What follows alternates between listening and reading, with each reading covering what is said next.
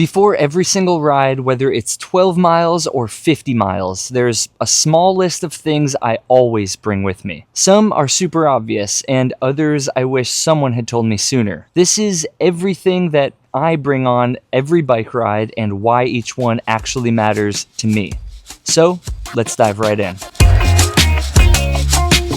The first thing I want to talk about today is ride snacks. I break my ride snacks into two categories: homemade, which is to save some cash, and store-bought, which is purely for convenience. On the homemade side, I'm talking protein bites or protein balls, Rice Krispie treats, dates, bananas, and even some nut butters. Cheap, clean fuel that travels easy. For store-bought, I rotate between goo gels, honey stinger waffles, and some basic classic Cliff bars. The key? Carbs and electrolytes, especially on everything over 60 to 90 minutes. If you're new to fueling, just know that eating early and often will break or make your longer rides.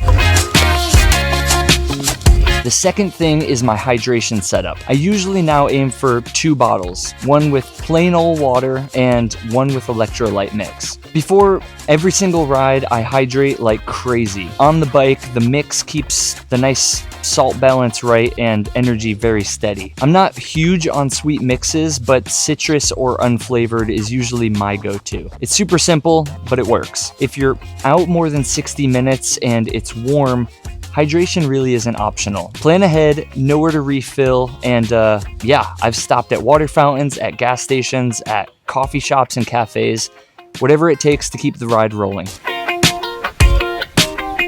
The third thing on my list is my flat kit. It conveniently lives up under my seat in my saddlebag. Inside, I've got a small multi-tool, at least one spare tube, a CO2 inflator and cartridge, and 2 tire levers. I did try one of those little electric pumps until it showed up broken and way bigger than I thought, so it was back to the basics. The bottom line is bring what you need to get home. Flats happen, and they usually happen when you least expect them.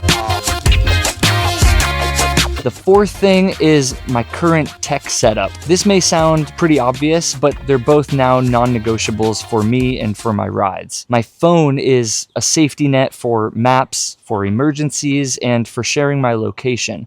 And I would definitely be lying if I didn't admit that I check it when I stop for food or for fuel. My bike computer now handles navigation, pacing, and it kind of lets me just zone out without getting lost. Of course, now you can share your location on your computer and your phone if you want that extra safety, especially on longer rides or remote rides. Regardless, having both is a great backup plan if service drops or something fails.